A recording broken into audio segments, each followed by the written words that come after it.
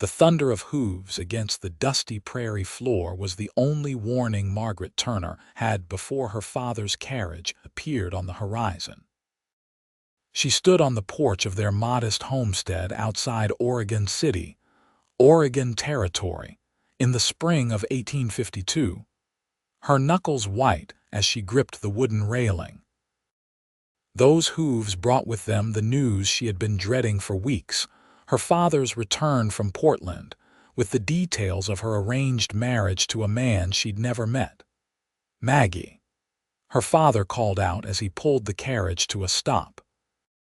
Winston Turner was a tall man with graying temples and hard eyes that had grown colder since her mother's passing 3 winters ago. "Come help with these parcels. I've brought your wedding dress." The words hung in the air like a death sentence.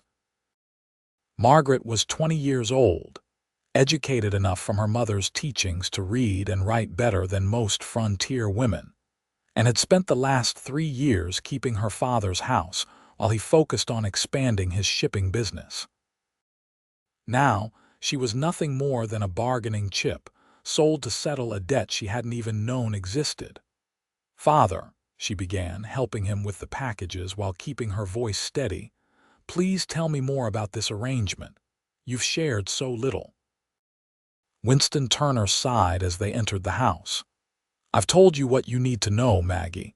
His name is Xavier.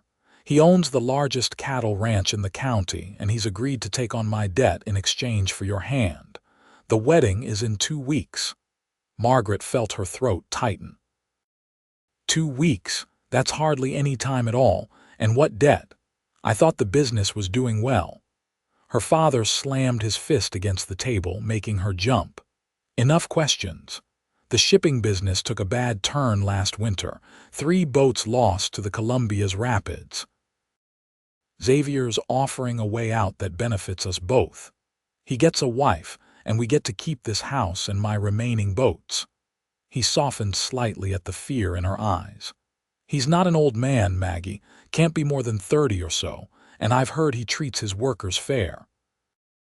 "That's hardly a recommendation for a husband," Margaret whispered, but her father was already walking away, the conversation finished in his mind.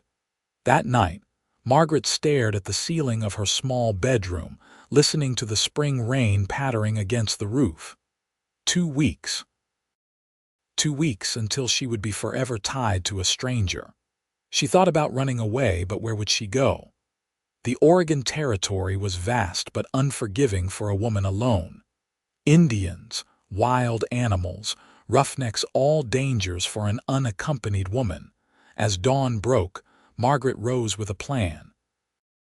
She would meet this Xavier before the wedding. She would look him in the eye and judge for herself what kind of man was buying a bride. She saddled her mare after her father left for town and rode the 10 miles to the Xavier ranch under the pretense of delivering a pie to their new neighbors.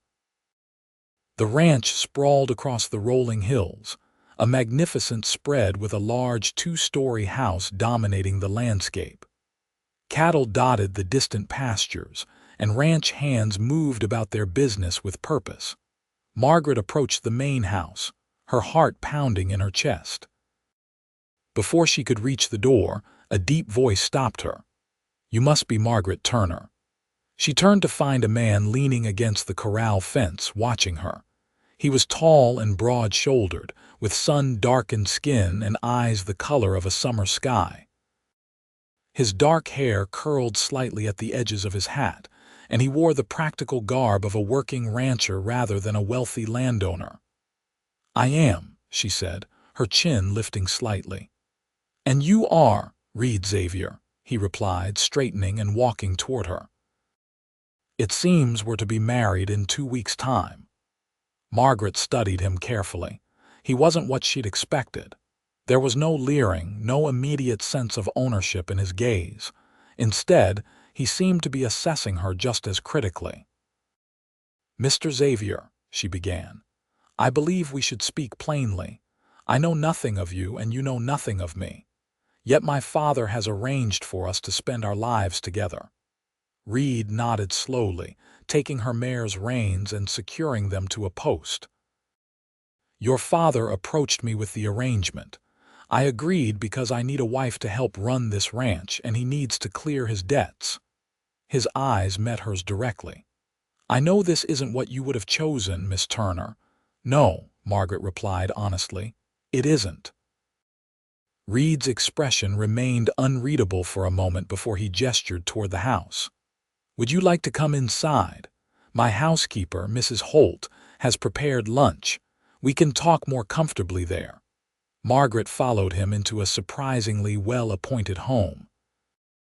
The furniture was solid and practical, but there were Touch's curtains at the windows, a vase of wildflowers on the dining table that suggested care.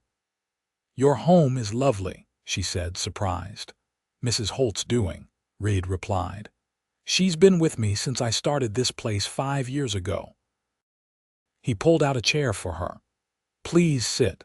Tell me about yourself, Miss Turner. Over a simple meal of stew and fresh bread, Margaret found Xavier to be a good listener. He asked about her interests, her education, her thoughts on ranch life. He answered her questions about the ranch, his background as an orphan who'd worked his way up from ranch hand to owner, and his plans for the future. Mr. Xavier, Margaret said finally, I must ask why agree to an arranged marriage. Surely a man in your position could court any woman you chose. Reed studied her for a moment. Running a ranch this size leaves little time for courting, and the few women out here are either already married or uninterested in the hard work of ranch life. He paused. Your father spoke highly of your practical nature and strong constitution. Said you'd kept his household running smoothly since your mother's passing. So I'm to be your housekeeper. Margaret couldn't keep the bitterness from her voice. No, Reed replied firmly. You'd be my wife, my partner in this venture. The ranch needs a woman's touch, someone to manage the household while I manage the land and cattle, someone to make this place a home. Before Margaret could respond, the door burst open and a ranch hand rushed in, his hat in his hands. Boss, we got trouble. Rustlers hit the north pasture. Took about 20 head. Reed was on his feet instantly. Excuse me, Miss Turner, I need to handle this. He turned to Mrs. Holt, who had appeared from the kitchen. Please see Miss Turner home safely when she's ready to leave. And then he was gone, striding out with purpose, calling for his horse. Margaret sat stunned. This wasn't how she'd imagined their meeting would go. Xavier was not the cruel, demanding man she'd pictured. He was different. Still, an arranged marriage was an arranged marriage, and her heart rebelled against being sold like cattle. As Mrs. Holt helped her prepare to leave, the older woman spoke up. He's a good man, Miss Turner, firm but fair. Never raised his voice to me or any of the hands. Works harder than anyone I know. I'm sure he has many fine qualities, Margaret replied, but marriage should be about more than practical arrangements. Mrs. Holt's weathered face softened. Love can grow, child. Sometimes it needs firm soil and careful tending, but it can grow. The ride home gave Margaret plenty of time to think. Xavier was not what she'd expected, but that didn't change the fact that she was being forced into this marriage. By the time she reached her home, she decided that while she would go through with the wedding, she had no real choice. She would not give her heart easily. The next 2 weeks passed in a blur of preparations. The wedding dress her father had purchased was beautiful, but felt like a prison garment when she tried it on. Her father's mood improved as the wedding approached, relief evident in his every movement now that his financial problems would soon be resolved. Reed called at their home twice during those weeks, bringing small gifts, a book of poetry, a silver hair comb, and trying to engage Margaret in conversation. She remained polite but distant, unable to forget that their marriage was a business transaction. The night before her wedding, Margaret sat at her window watching the stars and wondering what her life would become. A soft knock at her bedroom door startled her. Maggie. Her father's voice was hesitant. "May I come in?" She wiped away a tear. "Yes, father." Winston Turner entered, looking uncomfortable. In his hands he held a small wooden box. "This was your mother's," he said, placing it on her bedside table. "Her wedding jewelry. She wanted you to have it when you married." Margaret opened the box to find a simple pearl necklace and matching earrings. "Thank you," she whispered. Her father shifted his weight. "Maggie, I know you're unhappy about this arrangement, but Xavier is a good man, better than most. He'll provide well for you." "Is that all marriage should be? Provision?" Winston sighed heavily. "Your mother and I had an arranged marriage too, you know. Her father and I made the agreement when she was just 16, though we waited until she was 18 to wed." Margaret looked up in surprise. "Mother never told me that. Why would she? By the time you were old enough to understand such things, we had been happily married for many years." He sat on the edge of her bed. "I won't pretend we fell in love immediately, but we grew to love each other deeply." "That was different," Margaret insisted. "You weren't in debt. Mother wasn't being sold." Her father flinched at her words. "I'm doing what I think is best for you, Maggie. The territory is hard on unmarried women. Reed can offer you security, a good home." Margaret said nothing, and eventually her father left with a heavy sigh. She picked up her mother's pearls, remembering how they had looked against her mother's throat on special occasions. Had her mother felt this same dread before her wedding? Had she learned to love the man who'd been chosen for her? The wedding day dawned bright and clear. Margaret stood in her bedroom, allowing Mrs. Peterson, their neighbor, to help with her dress and hair. The woman chatted excitedly about the fine match Margaret had made, about Xavier's wealth and standing in the community, about the beautiful ranch that would now be Margaret's home. Margaret barely heard her. She felt as though she were watching herself from a distance, a passenger in her own body as she was dressed and prepared like a lamb for slaughter. The small church in Oregon City was filled with townsfolk and ranch hands. Margaret walked down the aisle on her father's arm, her eyes fixed on Xavier waiting at the altar. He wore a dark suit, his usually wild hair tamed, and when he turned to look at her, something flickered in his eyes that she couldn't name. The ceremony was brief. Margaret spoke her vows mechanically, feeling the weight of the simple gold band as Reed slid it onto her finger. When the minister pronounced them man and wife, Reed leaned down to place a chaste kiss on her lips. It was her first kiss, and it felt like nothing at all. The small reception was held at the town hall. Margaret accepted congratulations with a forced smile, watching as her father laughed with local businessmen, his relief palpable now that his debt was cleared. Reed stayed by her side, his hand occasionally touching her elbow to guide her, introducing her to people she didn't know or care about. As the afternoon waned, Reed leaned close to her ear. "We should leave soon. It's a long ride back to the ranch." Margaret nodded, her stomach clenching at the thought of what would come next. The wedding night. Her mother had explained the basics of marital duties before she died, but the prospect of sharing a bed with this stranger terrified her. They departed amid cheers and well wishes, Margaret seated beside Reed in his wagon as they made the journey to what was now her home. The silence between them stretched uncomfortably until Reed finally spoke. "I know this isn't what you wanted," he said quietly, his eyes on the road ahead. "I want you to know that I intend to be a good husband to you, Margaret." She said nothing, her hands twisting in her lap. "I've had the east bedroom prepared for you," Reed continued. "It has a nice view of the sunrise." Margaret looked at him sharply. "The east bedroom?" Reed glanced at her, his expression serious. "Your bedroom, I'll take the room across the hall." "But—" Margaret trailed off, confused. "We're married now. In name, yes. Reed's hands tightened on the reins. But a true marriage is more than a piece of paper or a ceremony. It's a joining of hearts. He turned to look at her, his blue eyes intense. I won't force anything on you, Margaret. When if you come to me, it will be because you want to. I'll wait for your heart. Margaret stared at him, speechless. Of all the scenarios she had imagined, this was not among them. Why would you do that? Reed was quiet for a long moment. Because I want a real marriage, not just a convenient arrangement, and because I believe that's what you deserve. The rest of the journey passed in silence, but it was a different kind of silence, now thoughtful rather than tense.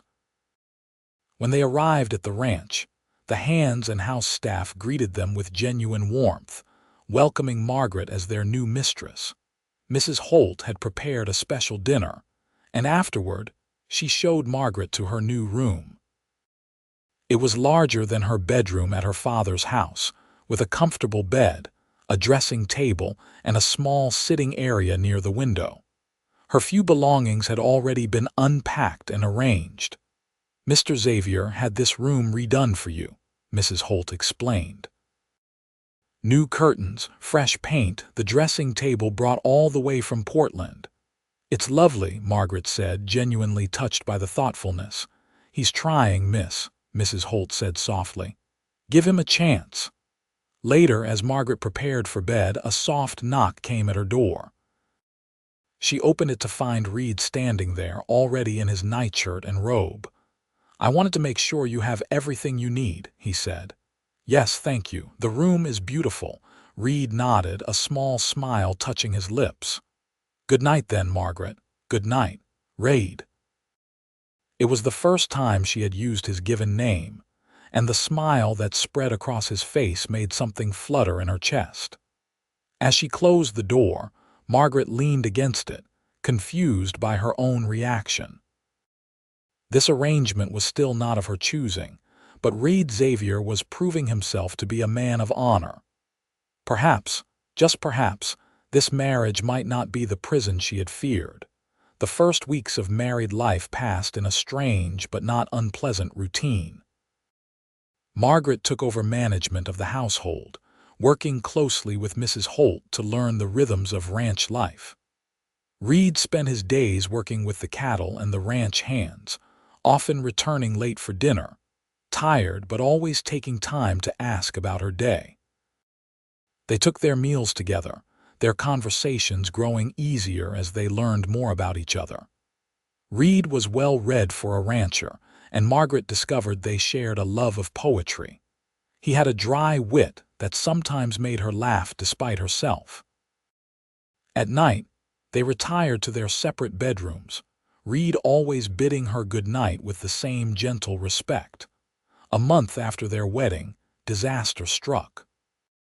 A spring storm brought torrential rains, and the creek that fed the ranch's water supply overflowed its banks, threatening the lower pastures where the pregnant heifers were kept.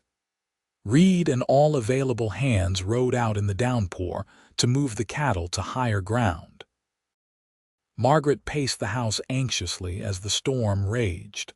When one of the younger ranch hands, Billy, came galloping back to the house, her heart nearly stopped. Mrs. Xavier, he called, water streaming from his hat. The boss is hurt. His horse spooked at a lightning strike and threw him. He hit his head on a rock. The boys are bringing him back now. Margaret sprang into action, directing Mrs. Holt to prepare hot water and bandages. When the men carried Reed into the house, he was unconscious, blood matting his hair from a gash on his temple. For 3 days and nights, Margaret barely left Reed's side, bathing his fevered brow, forcing broth between his lips when he was briefly conscious, and praying as she had never prayed before. On the morning of the 4th day, she woke from where she had dozed in a chair beside his bed to find him watching her, his blue eyes clear. "You look terrible," he said weakly. A laugh that was half sob escaped her. "You're one to talk." Reed's hand found hers on the coverlet. "You've been taking care of me. Of course I have. You're my husband." His fingers tightened on hers. "Only in name." Margaret met his gaze steadily. "Names matter, read Xavier." Something changed between them after his recovery. Reed began including Margaret in discussions about the ranch operations, valuing her practical suggestions. She found herself looking forward to their evenings together, the quiet conversations by the fire, the way his eyes crinkled when he smiled. One evening, as they sat on the porch watching the sunset, Reed turned to her. "I'm riding to Portland next week. The cattle drive went well and I need to deposit the money and order supplies." Margaret nodded. "Will you be gone long?" "3 days, maybe 4. He hesitated. "Would you like to come with me? There's a new dressmaker in town Mrs. Holt mentioned you might like to visit, and we could stay at the hotel, have a proper dinner out." The thought of traveling together, of being introduced as Reed's wife in the bigger town, sent an unexpected thrill through Margaret. "I would like that very much." The journey to Portland was Margaret's first real adventure since her wedding. Reed was a thoughtful traveling companion, pointing out landmarks, sharing stories of his early days in the territory. They stayed at the finest hotel in Portland, though in separate rooms. Reed escorted her to shops and introduced her proudly to his business associates. On their second night, Reed took her to dinner at the hotel's restaurant. Margaret wore a new dress she had purchased that day, a deep blue that brought out the color of her eyes. When Reed saw her, he stopped mid-sentence, his gaze traveling over her with undisguised admiration. "You look beautiful," he said softly. Margaret felt a blush rise to her cheeks. "Thank you." The dinner was the most pleasant evening Margaret could remember. Reed was attentive, making her laugh with stories of his misadventures as a young ranch hand. The wine loosened her reserve, and she found herself sharing memories of her mother, of her dreams as a young girl. "I always wanted to teach," she admitted. "Mother taught me to read and write, and I loved the idea of passing that on to others." Reed tilted his head, considering. "The ranch hand's children have no school nearby. Perhaps you could start one at the ranch." Margaret stared at him. "You would allow that?" "Allow?" Reed shook his head. "Margaret, I would encourage it. You're my wife, not my property. If teaching would make you happy, then I want you to do it." Something warm unfurled in Margaret's chest at his words. This man, who had every legal right to control her life, instead offered her freedom to pursue her own interests. As they walked back to their rooms after dinner, Margaret felt a strange tension between them, a current she couldn't name. At her door, Reed lingered. "Thank you for coming with me," he said. "I've enjoyed your company." "As I have yours," Margaret replied, surprised to realize how true it was. Reed's eyes searched hers for a long moment before he leaned down and pressed a gentle kiss to her cheek. "Good night, Margaret." She watched him walk to his own door, a curious sense of disappointment settling over her. Back at the ranch, Margaret began organizing a small school for the children of the ranch hands. Reed converted an unused storage building into a classroom, adding windows for light and ordering books and slates from Portland. The parents were grateful, and Margaret found genuine joy in teaching. Summer turned to fall, and the routine of ranch life continued. Margaret and Reed's relationship grew deeper, their friendship evolving into something Margaret was afraid to name. They still slept in separate bedrooms, though sometimes Margaret found herself wondering what it would be like to cross the hall, to knock on his door. In October, Reed announced that he needed to go on one last cattle drive before winter set in. A buyer in the South had offered good money for 20 head, but it meant Reed would be gone for at least 2 weeks. "Will you be all right here without me?" he asked, concern evident in his voice. Margaret smiled. "Of course, Mrs. Holt and I will manage everything until you return."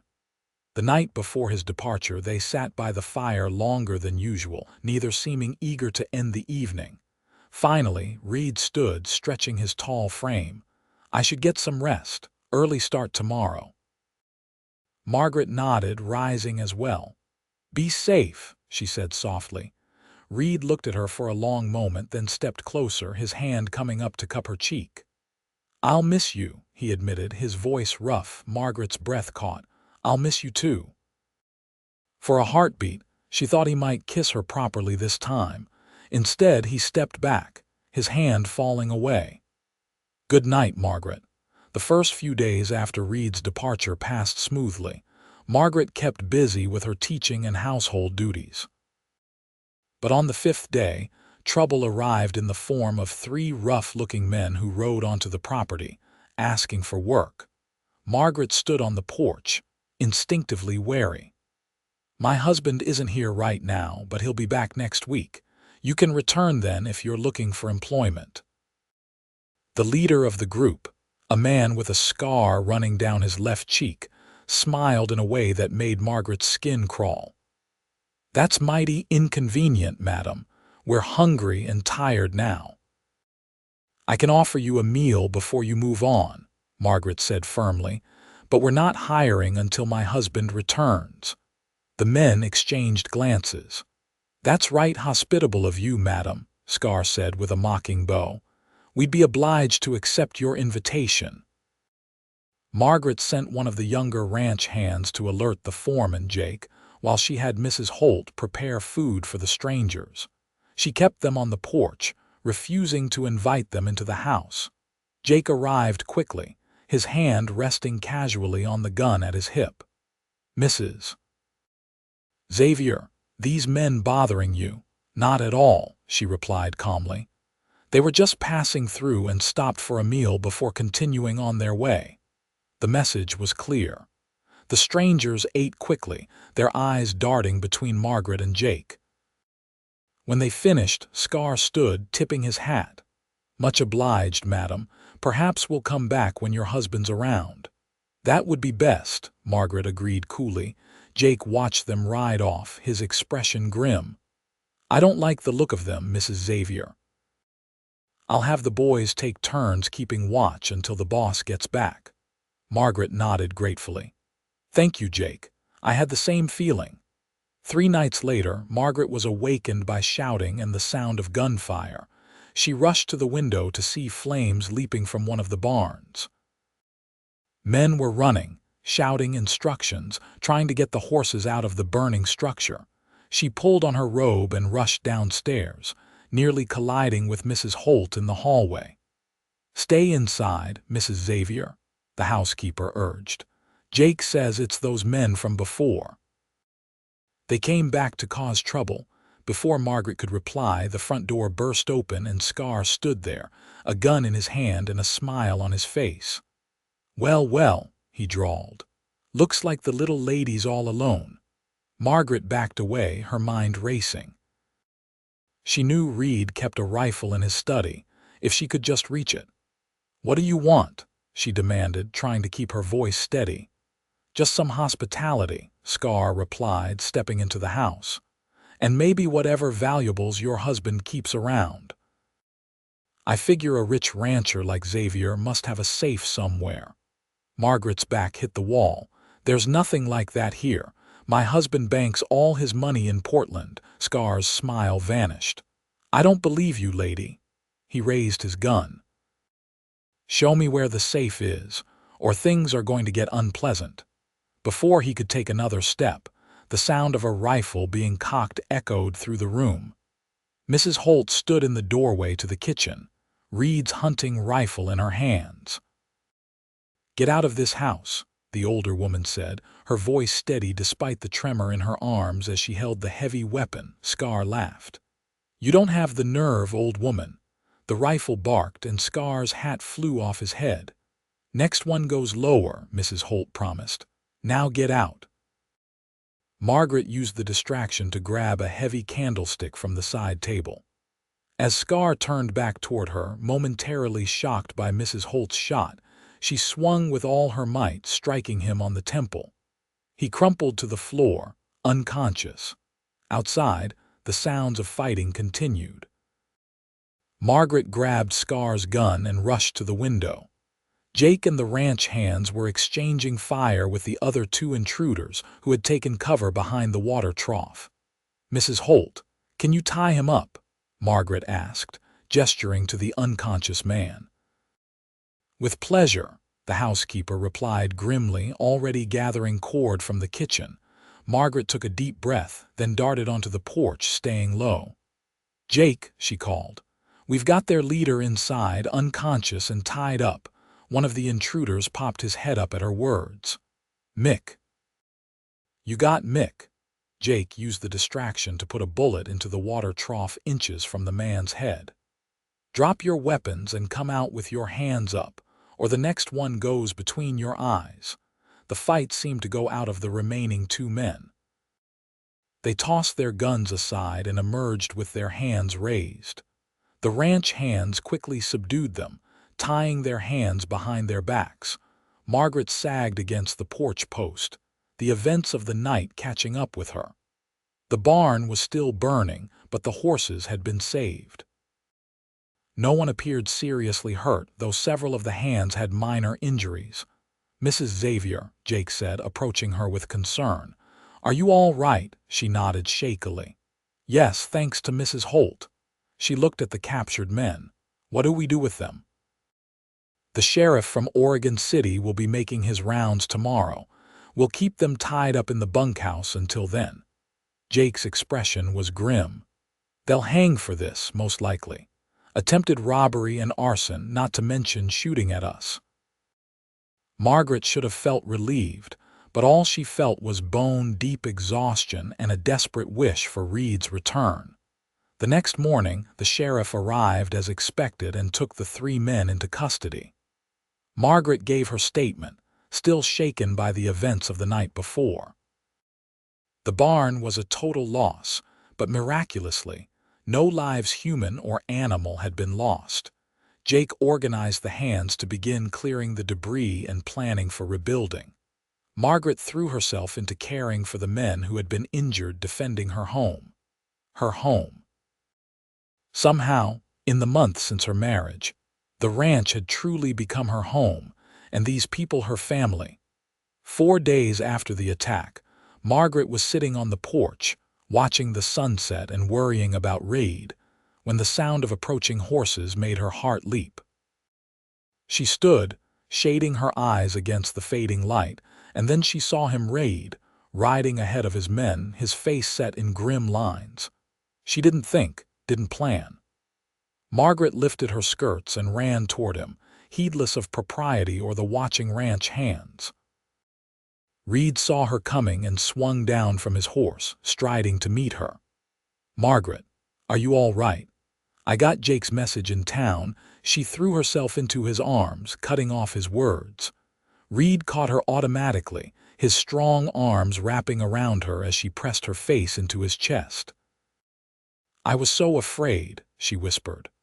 "Not of them, but that something would happen before you came home." Reed's arms tightened around her. "I'm here now," he said softly, his cheek resting on the top of her head. "I'm here, and I'm never leaving you alone again." Margaret pulled back just enough to look up at him, seeing the concern, the fear, and something else, something that made her breath catch in his blue eyes. Standing on tiptoe, she did what she had been thinking about for weeks. She kissed him, not the chaste kiss of their wedding, but a real kiss, filled with all the emotion she had been holding back. Reed froze for a split second before responding, his lips moving against hers, one hand coming up to cradle the back of her head. When they finally parted, both breathless, he looked down at her with wonder. "Margaret, I love you," she said simply. "I don't know when it happened or how, but I do." A smile spread across Reed's face, transforming it. "I've loved you since the moment you rode onto my ranch with fire in your eyes and determination in your spine," he admitted. "But I wanted to give you time to let you choose." Margaret laughed, a sound of pure joy. "I choose you, Reed Xavier. I choose this life, this home, this love." That night, Margaret crossed the hall for the first time, knocking softly on Reed's door. When he opened it, his eyes widened at the sight of her in her nightgown, her hair loose around her shoulders. "Are you sure?" he asked, his voice rough with emotion. Margaret nodded, stepping into his room, into his arms. "I've never been more sure of anything in my life." Their coming together was everything Margaret had never known to hope for, tender, passionate, a joining of bodies that matched the joining of their hearts. Afterward, lying in the circle of Reed's arms, Margaret thought about the strange path that had brought her here, to this moment of perfect contentment. "What are you thinking?" Reed asked, his fingers tracing lazy patterns on her bare shoulder. "That sometimes arranged marriages can have surprisingly happy endings," she replied with a smile. Reed's expression grew serious. "I want you to know something, Margaret. The debt your father owed me, it wasn't as large as he made it out to be. I could have found another way to resolve it." Margaret raised herself on one elbow, looking down at him in confusion. "Then why did you agree to marry me?" A flush crept up Reed's neck. "Because I'd seen you in town, months before. You were helping an old woman with her packages, laughing at something she said. You were the most beautiful thing I'd ever seen." He reached up to touch her cheek. "When your father approached me about the arrangement, I saw a chance to have what I never thought possible, a life with you." Tears sprang to Margaret's eyes. "So I wasn't just a business transaction." Reed pulled her down for a gentle kiss. "Never. You were always the woman I wanted but didn't know how to court properly. I'm sorry for the deception." Margaret considered this revelation, then surprised herself by laughing. "My father sold me to settle a minor debt to a man who only agreed to the arrangement because he was already half in love with me. It's absurd." Reed grinned up at her. "When you put it that way, it does sound rather ridiculous." "Promise me something," Margaret said, growing serious. "No more secrets between us. From now on, we face everything together honestly." "I promise," Reed vowed, pulling her close again. "Partners in everything from this day forward." Winter settled over the ranch, bringing snows and long evenings by the fire. Margaret's small school thrived, and she found deep satisfaction in teaching the children. Reed included her in all aspects of the ranch business, valuing her quick mind and practical suggestions. They worked side by side, their partnership growing stronger with each passing day. When spring came again, bringing the anniversary of their arranged marriage, Reed surprised Margaret with a gift, a small gold heart on a chain. "What's this for?" she asked as he fastened it around her neck. "To commemorate the day you gave me your heart," he said, pressing a kiss to the nape of her neck. "The real wedding day." Margaret turned in his arms, her eyes shining with love.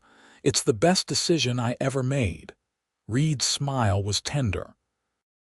"And to think, it all started with an arrangement neither of us truly wanted." "Speak for yourself," Margaret teased. "Perhaps I secretly wanted a handsome rancher to sweep me off my feet all along."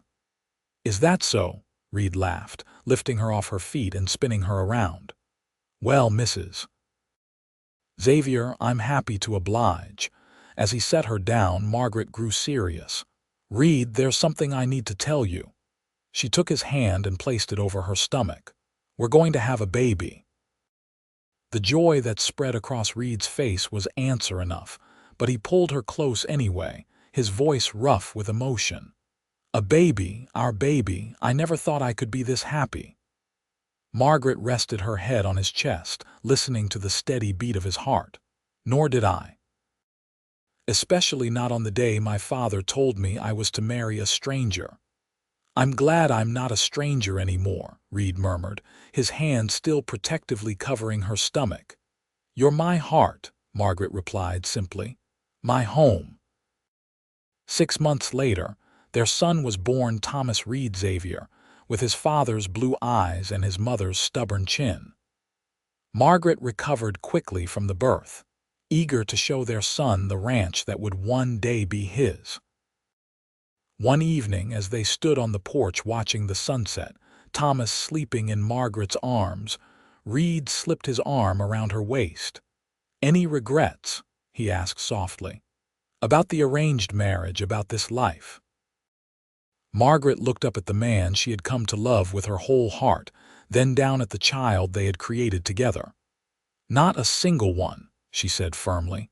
"This may not be the life I thought I would have, but it's better than anything I could have imagined." Reed pressed a kiss to her temple. "I promised to wait for your heart. And I gave it to you freely," Margaret finished. "The best bargain I ever made." As the stars began to appear in the darkening sky, the Xavier family stood together, bound not by arrangement or obligation, but by the strongest tie of all love freely given and joyfully received.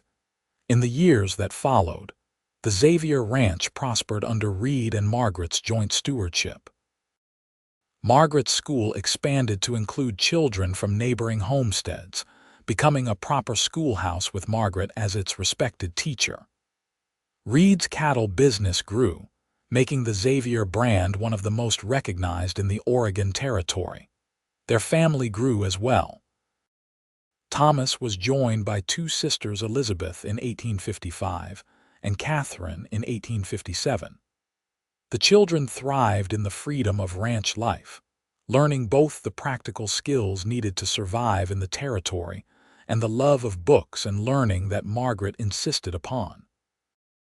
Winston Turner became a frequent visitor to the ranch, his initial discomfort at seeing his daughter as an equal partner in her marriage giving way to pride in what she had accomplished.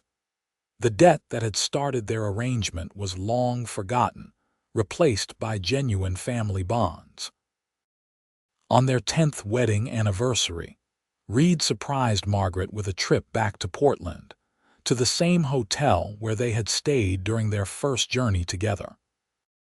As they sat at dinner, Margaret looked across the table at her husband, noting the touches of gray at his temples, the laugh lines around his eyes that had deepened over the years. "What are you thinking?" Reed asked, reaching across to take her hand.